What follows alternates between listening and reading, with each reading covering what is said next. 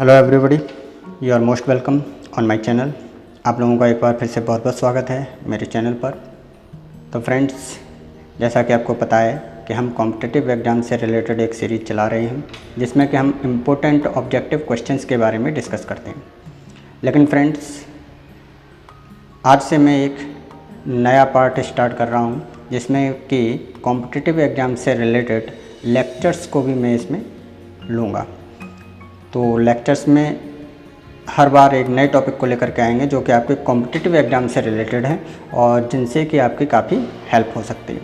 तो फ्रेंड्स, आज हम लेकर के आए हैं 5 year programs of India, 5 year plans जो हमारे भारत के अंदर चलते हैं उनके बारे में सारी इन्फॉर्मेशन ब्रीफ में होगी, पर आपके कॉम्पिटिटिव एग्ज़ाम्स के लिए काफ़ी ही इम्पोर्टेंट होगी, आपके लिए काफ़ी हेल्पफुल होगी। तो इस वीडियो को शुरू से लास्ट तक जरूर देखिएगा। वीडियो को स्टार्ट करने से पहले आप मेरे चैनल को सब्सक्राइब जरूर करें ताकि आपको उसके नोटिफिकेशंस मिलते रहें और आप वीडियोज़ के लाभ ले सकें। वीडियो को लाइक ज़रूर करें। कमेंट बॉक्स में हमें कमेंट करके ज़रूर बताएं कि आपको वीडियो कैसा लगा। यदि आपका कोई सुझाव या सजेशन है तो वो भी आप हमें कमेंट बॉक्स में दे सकते हैं। वीडियो को अधिक से अधिक शेयर ज़रूर करें ताकि जो और भी स्टूडेंट्स कॉम्पिटिटिव एग्ज़ाम्स की तैयारी कर रहे हैं, प्रिपरेशन कर रहे हैं, वो भी इसका लाभ ले सकें। तो आइए स्टार्ट करते हैं हम आज के टॉपिक को। धन्यवाद। आइए स्टार्ट करते हैं हम आज का टॉपिक। आज का टॉपिक है 5 year plan in India. 5 year plan के बारे में आज हम जानेंगे। इंट्रोडक्शन देख लेते हैं 5 ईयर प्लान्स का। पंचवर्षीय जो योजनाएं हैं उनका परिचय के बारे में जान लेते हैं।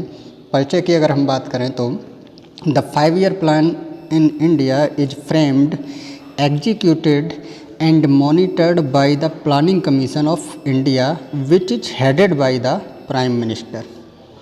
सो भारत में जो पंचवर्षीय योजना है वो योजना आयोग के द्वारा बनाई गई है, निष्पादित की जाती है और निगरानी रखी जाती है।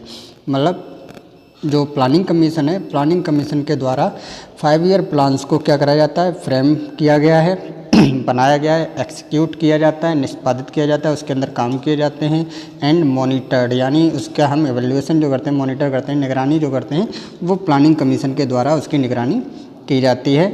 And which is headed by the prime minister, जो कि जिसकी अध्यक्षता कौन करता है, प्राइम मिनिस्टर, यानी हमारे जो प्रधानमंत्री जी हैं वो प्लानिंग कमीशन के कौन है, हेड, यानी कि अध्यक्ष हैं। और प्लानिंग कमीशन के द्वारा क्या है, 5 ईयर प्लान्स इंडिया में बनाए जाते हैं, निष्पादित करे जाते हैं, एक्सिक्यूट करे जाते हैं और मॉनिटर भी करे जाते हैं। आगे बात कर लेते हैं। Currently A glimpse of the 5 year plans of our country along with the respective objectives in each plan is as under। मतलब प्रत्येक योजना से संबंधित उद्देश्यों के साथ हमारे देश की जो पंचवर्षीय योजनाएं हैं उनकी एक झलक हम यहाँ पे पेश कर रहे हैं, वो आगे हम स्टार्ट करेंगे। फर्स्ट 5 ईयर प्लान की अगर हम बात कर लें कि जो फर्स्ट 5 ईयर प्लान है वो कब स्टार्ट हुआ था, तो 1951 to 56 यानी 1951 में स्टार्ट हुआ, जो कि 1956 तक चला था। इसके अंदर देख लेते हैं क्या क्या चीज़ें थी। The first 5 year plan was presented by Jawaharlal Nehru in 1951। मतलब जो 1951 में पहली बार क्या हुआ, फर्स्ट 5 ईयर प्लान को प्रेजेंट किया गया, किसके द्वारा, by Jawaharlal Nehru which is the prime minister of India. उस समय के प्रधानमंत्री कौन थे, जवाहरलाल नेहरू थे, जिन्होंने पंचवर्षीय योजना को इंट्रोड्यूस किया, प्रस्तुत किया, प्रेजेंट किया था। The first 5 year plan was initiated at the end of the turmoil of partition of the country. It gave importance to agriculture, irrigation and power projects to decrease the country's reliance on food grains imports, resolve the food crisis and ease the raw material problem, especially in jute and cotton. Nearly 45% of resources were designated for agriculture while industry got a modest 4.9%। अगर हम इसके बारे में बात कर लें तो पहली जो पंचवर्षीय योजना थी देश के विभाजन की उथल पुथल के अंत में शुरू की गई थी। यानी देश में 1947 में क्या हुआ था, विभाजन हुआ था, हमारा देश आज़ाद हुआ और आज़ाद होने के बाद क्या हुआ कि देयर इज 2 पार्ट, 2 पार्ट में डिवाइड हो गया। और 2 पार्ट कौन कौन से थे, one is India and second one is Pakistan. अब विभाजन का जो क्राइसिस हुआ था उस क्राइसिस से क्या था, उथल पुथल मची हुई थी। 1948 में युद्ध भी लड़ा गया पाकिस्तान के साथ में और इसके बाद में हम अपने आप को स्टेबल कर रहे थे, मतलब उथल पुथल ही थी, हम स्टेबल नहीं हो पाए थे। लेकिन उसी के बीच में क्या हुआ कि 5 ईयर प्लान को इनिशिएट करा गया, उसको स्टार्ट किया गया। इसके बाद में क्या, इसमें क्या हुआ कि इसमें agriculture, irrigation and power projects को स्टार्ट किया गया, मतलब कृषि को महत्व दिया गया। जो इरिगेशन था, हमारा सिंचाई का जो कहते हैं चीज़ें थी उनको, और पावर प्रोजेक्ट यानी कि जो बिजली की परियोजनाएं थी उनको महत्व दिया गया। क्यों, to decrease the countries reliance on food grains imports, resolve the food crisis and ease the raw material problems specially in jute and cotton. मतलब कि हमने कहते हैं ये कृषि, सिंचाई और बिजली परियोजनाओं को महत्व क्यों दिया, ताकि खाद्य अनाज के आयात पर निर्भरता को कम कर सकें। हमारी जो हम आयात करते थे यानी इंपोर्ट करते थे ग्रेन को, फूड के कहते हैं, मतलब जो हमारे कहते हैं अनाज था उसको हम आयात करते हैं, उस पर जो हमारी डिपेंडेंसी थी उसको कम करना। ठीक है, इसके बाद में आगे अगर हम बात करें तो to resolve the food crisis, यानी कि जो हमारे कहते हैं खाद्य संकट का जो समाधान करने के लिए, यानी जो फूड क्राइसिस है कि हमारे पास कम अनाज था उसको हमें पूर्ति करनी थी और निर्भरता को भी कम करना था। तो इसके लिए ये फर्स्ट 5 ईयर प्लान को स्टार्ट किया गया। इसके बाद में क्या है कि to ease the raw material problems, raw material की प्रॉब्लम जो थी, कच्चे माल की जो समस्या होती है, विशेष करके जूट और कपास के मामले में, अगर हम कहें जूट एंड कॉटन के मामले में, तो उसमें जो रॉ मटेरियल चाहिए होता है, रॉ मटेरियल की समस्या हमारे पास होती थी। तो उस रॉ मटेरियल की समस्या को सॉल्व करने के लिए, कि समस्या को कम किया जा सके, इसके लिए पंचवर्षीय योजना को हमने स्टार्ट किया और उस पंचवर्षीय योजना में इन चीज़ों को हमने शामिल किया। आगे देख लेते हैं, nearly 45% of the resources were designated for agriculture while industry got a modest 4.9%, यानी कि लगभग 45% जो संसाधन थे कृषि के उनको नामित किया गया, उनको डिजाइन किया गया, जबकि उद्योगों को केवल 4.99% यानी कि केवल 4.9% ही हमने उसको कहते हैं जगह दी थी, शामिल करी थी। और जबकि बाकी जो जितना भी हमने काम किया तो 45% रिसोर्सेज हमने किसके लिए करे, एग्रीकल्चर के लिए। 5 ईयर प्लान में 45% का रोल किसका लिया गया, एग्रीकल्चर का, और 4.9 इंडस्ट्री के लिए स्टार्ट किए गए। आगे देख लेते हैं, आगे की अगर हम बात करें, the focus was to maximise the output from agriculture which would then provide the impetus for industrial growth. मतलब कृषि के उत्पादन को अधिक करने के लिए, जो कि औद्योगिक विकास के लिए प्रेरणा प्रदान करे। हमें क्या करना था, हमें फोकस करना था उन चीज़ों पर जिससे क्या हो, हमने फोकस करना स्टार्ट किया किस चीज़ों पर, maximise the output from agriculture, जो कृषि के उत्पादन को अधिकतम करने के लिए जो जो चीज़ें हो सकती थी उनके लिए हमने करा। दूसरी बात क्या करा कि दूसरी बात provide the impetus of industrial growth, यानी कि हमारी जो औद्योगिक विकास है उसको प्रेरित करें, उसको कहते हैं बढ़ाने के लिए हमने प्रेरणा करने की कोशिश की। आगे देख लेते हैं, थो the first plan was formulated hurriedly, it succeeded in fulfilling the targets.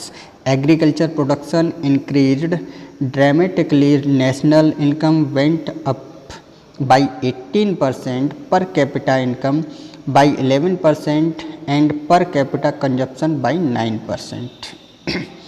हालांकि यह योजना जो थी वो जल्दबाजी में तैयार की गई थी, लेकिन लक्ष्यों को हमने पूरा करा। मतलब जैसा कि आपको पता है कि 1947 में जब हमारा कहते हैं विभाजन हुआ था, उसके बाद में 1947 में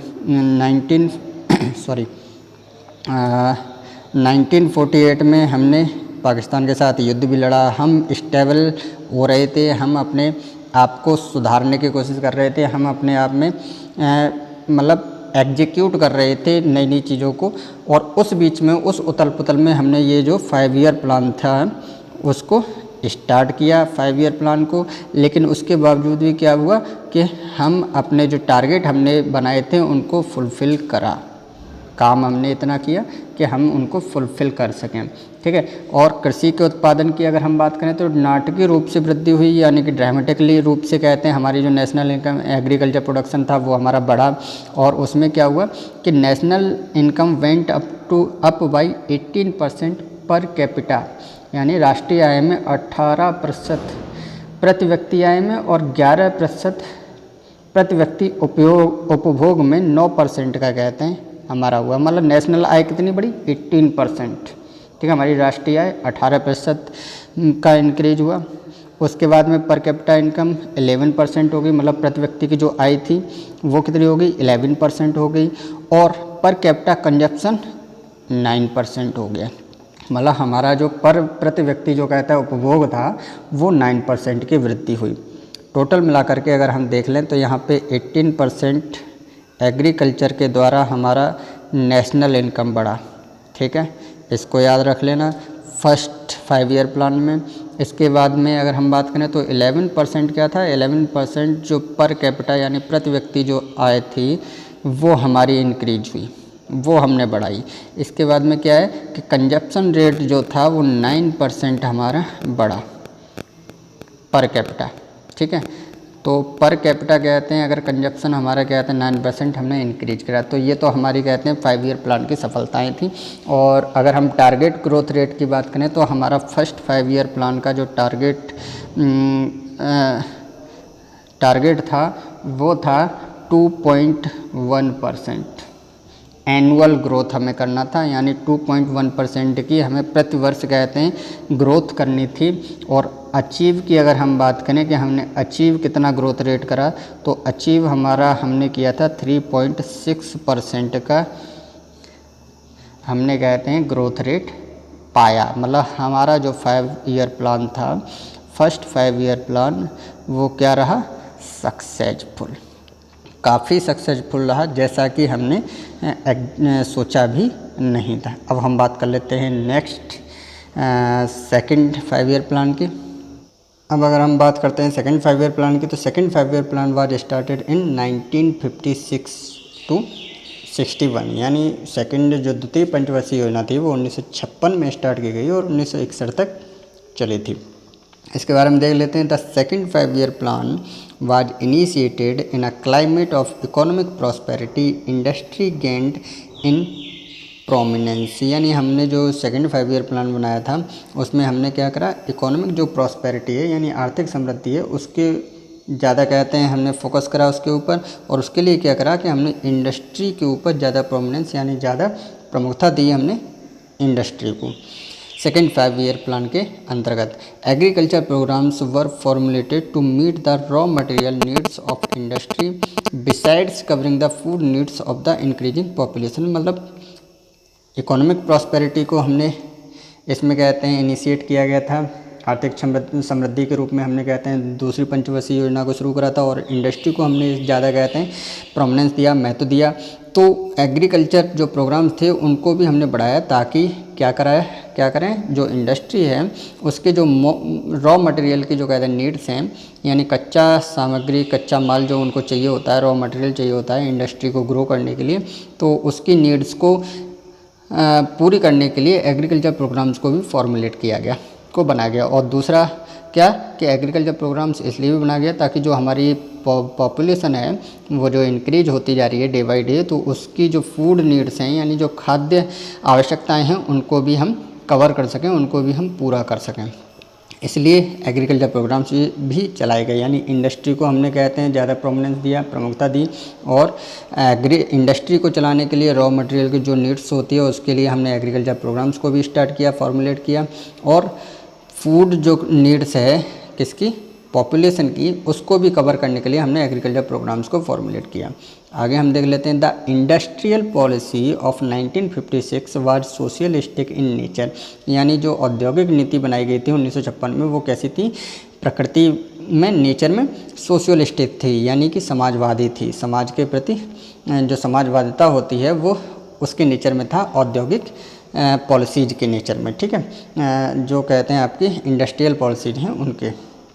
आगे देख लेते हैं। The plan was aimed at 25% increase in national income. Plan का जो लक्ष्य बनाया गया वो क्या बनाया गया कि 25% तक हम नेशनल इनकम जो राष्ट्रीय आय है उसको हम बढ़ा सकें। ये कहते हैं सेकंड 5 ईयर प्लान का लक्ष्य रहा। आगे हम देख लेते हैं। In comparison to the first 5 year plan the second 5 year plan was a moderate success. अगर हम फर्स्ट 5 ईयर प्लान और सेकंड 5 ईयर प्लान का कंपेरिजन करते हैं तो सेकंड 5 ईयर प्लान जो है वो मॉडरेट सक्सेस माना जाएगा, यानी मध्यम सफल माना जाता है। ठीक, unfavourable monsoon in 1957 to 58 and 1959 to 60 impacted agricultural production and also the Suez crisis blocked international trading, increasing commodity prices। ठीक है, एक घटना घटित हुई, वो क्या थी कि 1957 टू 58 और 1959 टू 60 में अनफेवरेबल जो मानसून था वो आया, यानी मौसम जो था वो हमारे मानसून जो था वो ख़राब था या अनफेवरेबल था, हमारे प्रतिकूल था। इसका फ़र्क क्या पड़ा कि इसका एग्रीकल्चर जो प्रोडक्शन है उसके ऊपर काफ़ी फ़र्क पड़ा, मतलब उसके ऊपर प्रभावित करा उसने फेवरेबल मानसून ने। और इसके अलावा एक और चीज़ हुई कि जो स्वेज क्राइसिस थी, स्वेज क्राइसिस की वजह से हमारी जो इंटरनेशनल ट्रेडिंग जो कमोडिटी है उसमें क्या हुआ, जो प्राइस थे उसको ब्लॉक कर दिए गए, यानी वो अवरुद्ध हो गए प्राइजेज, यानी जो मूल्य थे इंटरनेशनल ट्रेडिंग इंक्रीजिंग कमोडिटी के वो प्राइजेज को ब्लॉक्ड कर दिया गया। तो इसकी वजह से भी काफ़ी फ़र्क पड़ा हमारे 5 ईयर प्लान के ऊपर। The target growth rate was 4.5% and the actual growth rate was 4.27%।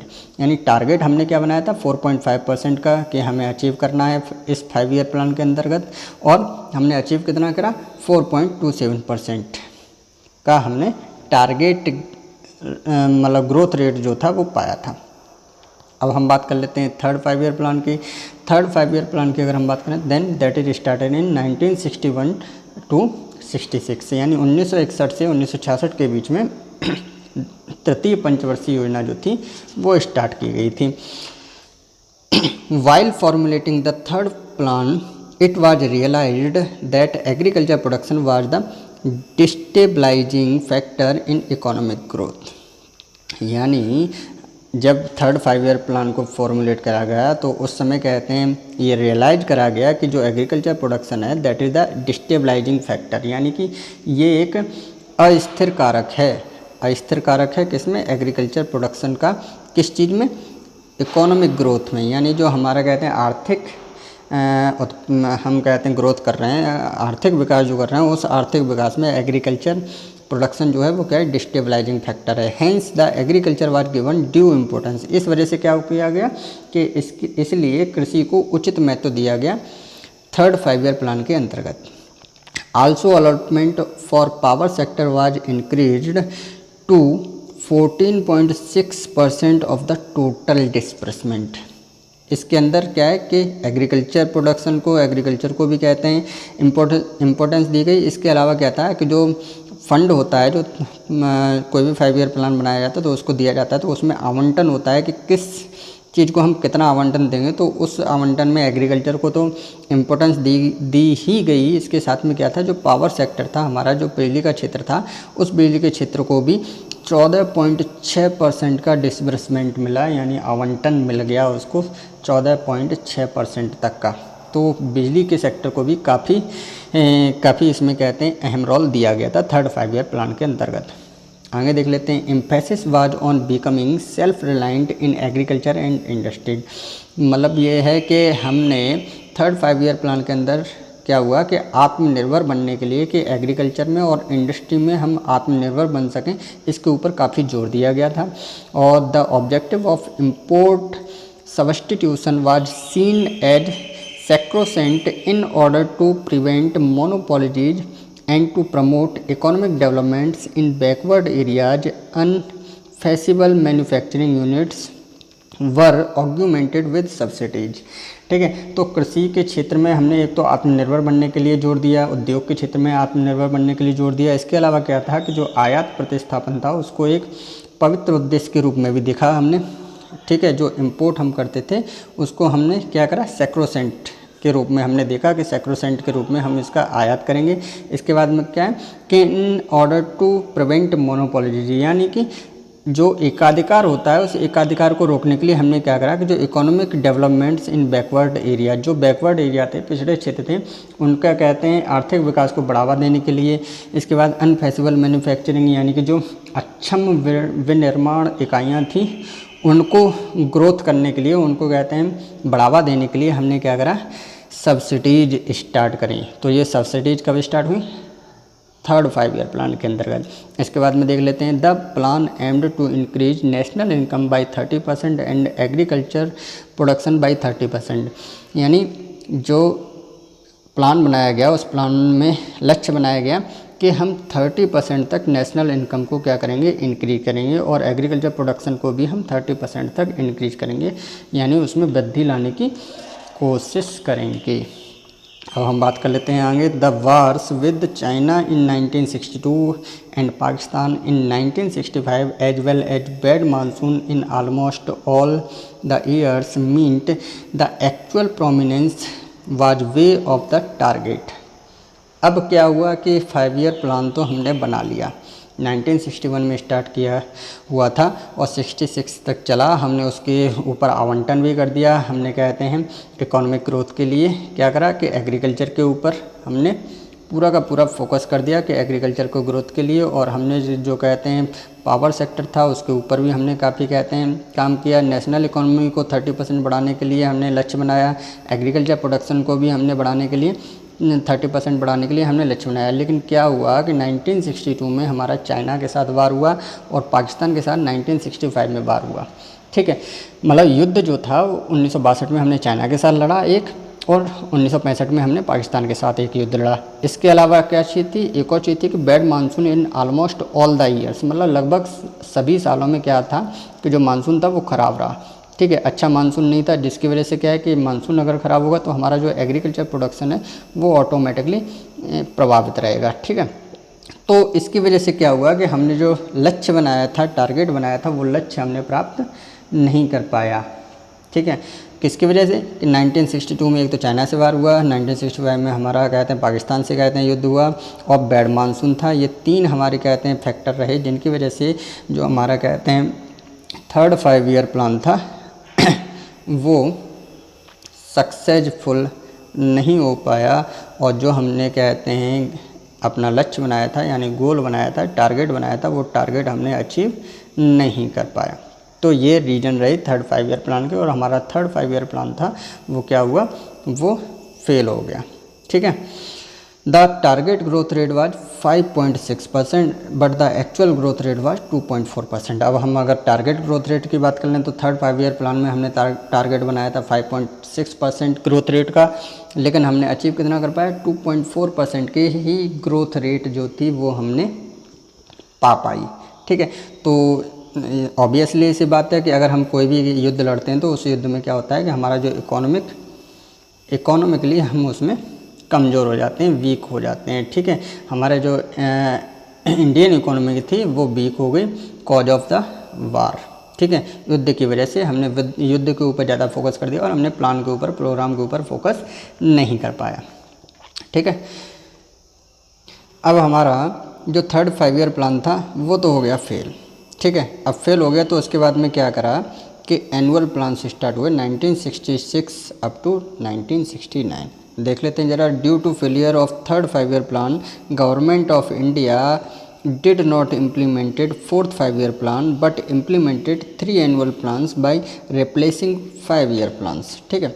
तो अब हमारा जो थर्ड 5 ईयर प्लान था वो फेल हो गया था। इस वजह से क्या हुआ कि गवर्नमेंट ऑफ इंडिया ने फोर्थ 5 ईयर प्लान को इम्प्लीमेंट ना करके क्या करा कि 3 एनुअल प्लान्स को इम्प्लीमेंट कर दिया, रिप्लेस कर दिया फोर्थ 5 ईयर प्लान की जगह पर, ठीक है। तो 5 ईयर प्लान के बजाय हमने क्या करा कि वार्षिक जो योजनाएं थी उनको स्टार्ट कर दिया, एनुअल प्लान्स को हमने स्टार्ट कर दिया। एनुअल प्लान्स को हम एक और नाम से जानते हैं, वो है प्लान हॉलीडे, ठीक है। प्लान हॉलीडे के नाम से भी हम एनुअल प्लान्स को जानते हैं, और एग्जाम में कभी कभी प्लान हॉलीडे भी लिखा हुआ आ जाता है, इसको याद रखना है। The period April 1, 1966 to March 31, March 31, 1969 known as plan holiday in Indian planning period, यानी हमारी जो प्लानिंग कहते हैं, हमारा जो योजना आयोग है, योजना आयोग की योजना नियोजन जो है, भारतीय नियोजन अवधि जो है, उसमें कहते हैं प्लान हॉलीडे के रूप में, यानी कि आपका जो कार्यक्रम अवकाश है उस कार्यक्रम अवकाश के रूप में हम इसको जानते हैं।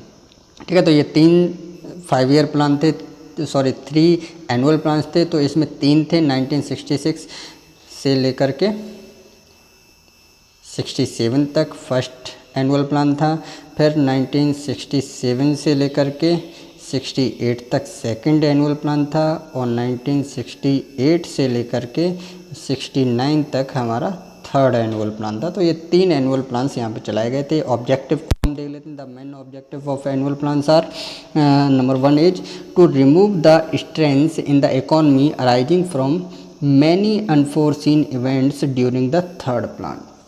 ठीक है, तो तीसरी पंचवर्षीय जो योजना थी उसके अंतर्गत क्या हुआ था, बहुत सी अप्रत्याशित घटनाएं घटित हुई थी। अप्रत्याशित क्या कि 2 तो हमने कहते हैं वार लड़े, यानी 2 हमने कहते हैं युद्ध लड़े, एक चाइना के साथ, एक पाकिस्तान के साथ। दूसरा क्या था कि बैड मानसून था।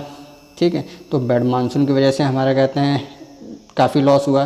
तो काफ़ी कहते हैं जो अप्रत्याशित घटनाएं घटी थी उसकी वजह से क्या था कि इकोनॉमी जो थी हमारी गड़बड़ हो गई थी। तो उस इकोनॉमी को दूर करने के लिए हमने एनुअल प्लान्स को स्टार्ट किया।